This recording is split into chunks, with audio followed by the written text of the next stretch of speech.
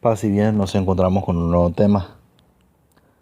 En esta situación quiero encontrar primero el contexto. Todo Jerusalén, todos esos pueblos que encontramos en la Biblia eran provincias romanas. Pertenecían al Imperio Romano. Cuando Jesús es entregado ante Pilato, luego a Herodes y vuelto ante Pilato, Pilato sucumbió ante la presión de los maestros de la ley, de los sacerdotes, del pueblo judío, que no tenía a Jesucristo ese reconocimiento. Hay un momento importante donde Jesucristo se revela ante Pilato y Pilato le pregunta: ¿tú eres rey? Y Jesucristo responde: tú lo has dicho, pero mi reino no es de este mundo, porque si fuera de este mundo, mis guardias me salvarían. En ese sentido, cuando hablamos de mi reino no es este mundo, Jesucristo no era un rey como este mundo lo veía. Pues este mundo veía el poder de un rey con coronas de oro, perteneciente en un castillo con un trono de piedra, de hierro o cualquier material que era construcciones de hombres. Pues el trono del reino de Dios es un trono celestial, un trono perpetuo, un trono que gobierna el universo, no solamente este mundo, sino toda la realidad existente por Dios. Ahora bien, como un rey, el rey de los judíos en forma de burla pusieron, va a sufrir esa condenación, ese sufrimiento, ese castigo, ya que Pilato reconoció que era un hombre justo, que él no tenía causa para crucificarla, pero se lavó las manos. Entonces Jesucristo murió de una forma atroz, llevando consigo nuestros pecados y resucitando. En ese tiempo los apóstoles habían huido por temor. Juan se quedó con María. Estaban algunas mujeres y Pedro le negó 3 veces. Los demás apóstoles no sabemos precisamente qué estaban haciendo en ese momento. No lo relata la Biblia. Pero sabemos que ellos volvieron a reunirse y lucharon primero con las acusaciones de que ellos eran una pequeña secta, y el imperio empezó a darse cuenta que crecía, pero aún no hizo nada. Empezó a buscar poco a poco a los apóstoles y seguidores de ese tal Cristo para asesinarlo, porque se dieron cuenta que el culto, en vez de morir con Cristo, crecía. Al tercer día que resucitó Jesucristo, desapareció su cuerpo, se presentó el ángel a esas mujeres y ellos fueron a anunciar a que Jesús resucitó. Pedro dudó en ese momento y se fue a verificar con sus propios ojos y se dio cuenta que era cierto. Luego apareció con sus apóstoles y no estaba Tomás con ellos. Volvió a aparecer al siguiente día y Tomás no se daba cuenta hasta que Jesús le dice: pon tu dedo en mis llagas. En ese momento Tomás reconoció que Jesucristo había resucitado verdaderamente. Existieron muchas mentiras, herejías. Por ejemplo, hasta hoy en día los judíos creen que los apóstoles de Jesús robaron el cuerpo y lo escondieron. Otros inclusive habían dicho que no es como los musulmanes. Hoy en día creen que no fue Jesucristo quien murió, sino que fue Judas que se transfiguró en la apariencia de Jesús. Y otras religiones y otras pequeñas sectas dijeron que Jesús no murió, que fue obra que se escapó y se fue con María Magdalena. Existen otros relatos ateos de personas que no creen en Dios, que dicen que eso fue un invento del Imperio Romano muchos años después para controlar el pueblo, para quitarle el poder a los judíos. Y todas esas son mentiras, pues sabemos por la escritura, por la tradición, por los hechos que dejaron un contexto que Jesús realmente resucitó.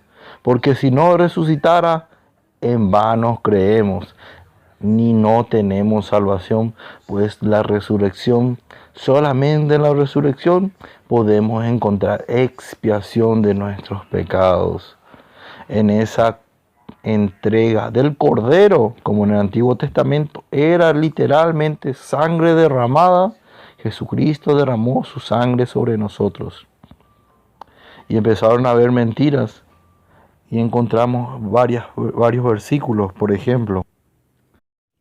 Segunda de Pedro, capítulo 1, versículo 16. En efecto, no hemos sacado de fábulas o teorías inventadas de lo que hemos enseñado sobre el poder y la venida de Cristo. Nuestro Señor Jesucristo, con nuestros propios ojos hemos contemplado su majestad. Cuando recibió de Dios Padre la gloria y el honor, en efecto llegará sobre él la propia palabra, la gloria, majestad. Este es mi Hijo muy querido, el que me ha agradado elegir. Nosotros mismos escuchamos con voz la venida del cielo, estando con él en el monte santo.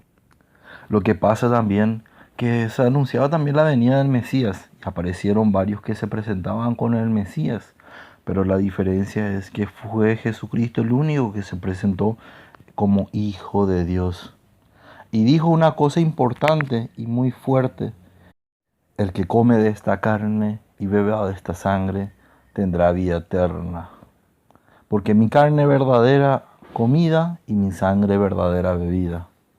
En ese momento, en el capítulo 6 de Juan, encontramos la primera vez que los seguidores abandonaron a Jesús. En ese momento Pedro decía: ¿qué palabras duras tiene contra nosotros? Pues la palabra del Señor a veces es dura. Acá también en el capítulo 2 de la segunda de Pedro dice: así hubo falsos profetas en el pueblo de Israel. También entre ustedes había falsos maestros. Introducirán novedades dañinas, pero si tardo se perderán y se negarán al maestro que los rescató. Muchos imitarán sus vicios y por su culpa serán desprestigiados el camino de la verdad. Los inspirará al amor al dinero y aprovecharán de ustedes las palabras engañosas, pero sentencia hace tiempo que él que ha hecho y su destrucción inminente. Muchas veces encontramos en ese sentido, hay personas que se empezaron a aprovechar, personas que lucraron, personas que hacían en el nombre del Señor, pero en realidad solamente mentían, se aprovechaban de una situación de confusión.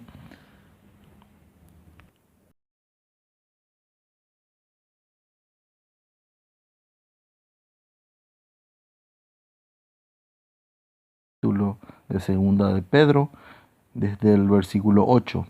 No olviden, hermanos, que ante el Señor un día es como 1000 años, y 1000 años es como un día. El Señor no demora en cumplir su promesa, como algunos dicen, sino que es generoso con ustedes y no quiere que se pierda nadie, sino que lleguen a la conversión.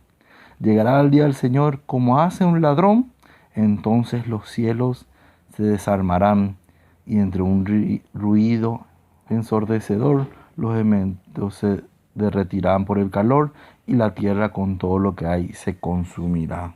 Pues Pedro fue el que se encargó de evangelizar a los judíos y convertirlos en cristianos. En ese sentido, muchas de sus escrituras se basaban en responder de miedo.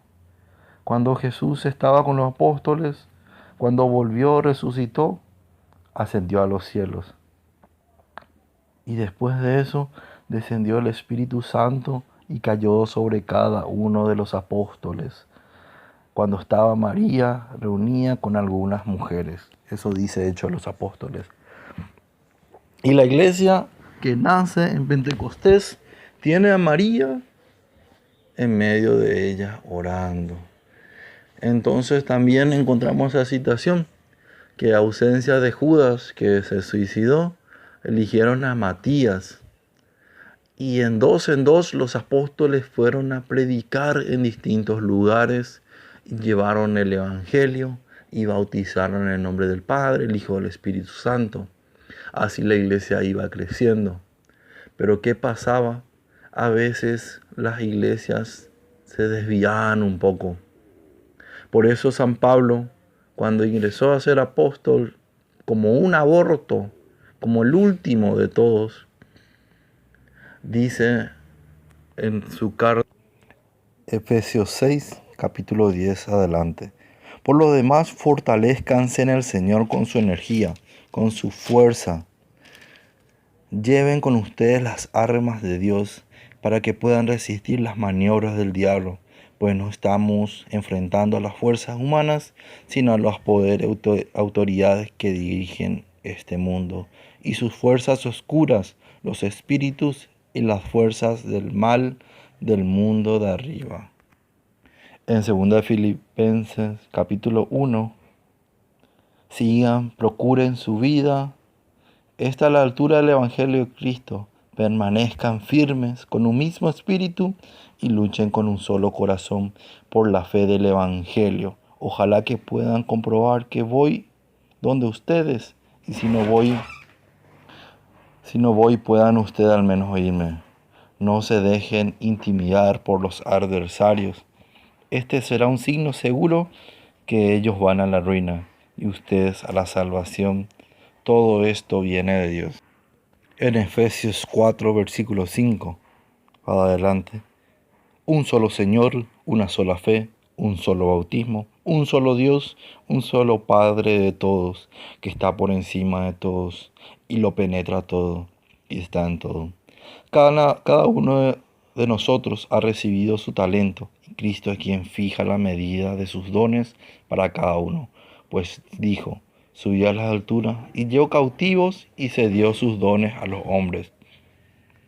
En este sentido encontramos también la figura también de un solo cuerpo, como Cristo, cabeza de la iglesia, del cuerpo místico del Espíritu Santo. Y encontramos también que, como muchos protestantes dicen, que las iglesias de Efesios, Colosenses, eran iglesias independientes, que cada uno tenía autoridad. Pues no. Pablo dice muy bien: manténganse unidos, manténganse en un mismo bautismo, una misma fe, un mismo actuar. No dice que cada uno interprete a medida de un evangelio distinto o una fe distinta. Dice: manténgase firme en una sola fe. Encontramos también que hubieron otros escritos, como los de arianos, que ellos no comían carne y cambiaron algunos versículos. En el momento de que come mi carne y bebe mi sangre, ellos cambiaron la palabra y quitaron la carne y dejaron solo el pan. Y encontramos otros escritos que fueron una herejía, el cual la iglesia empezó a establecer, y más adelante estableció cuáles eran los cánones, cuáles eran las reglas y cuáles eran los libros inspirados por Dios, establecidos ya no por la autoridad judía, sino con una autoridad propia.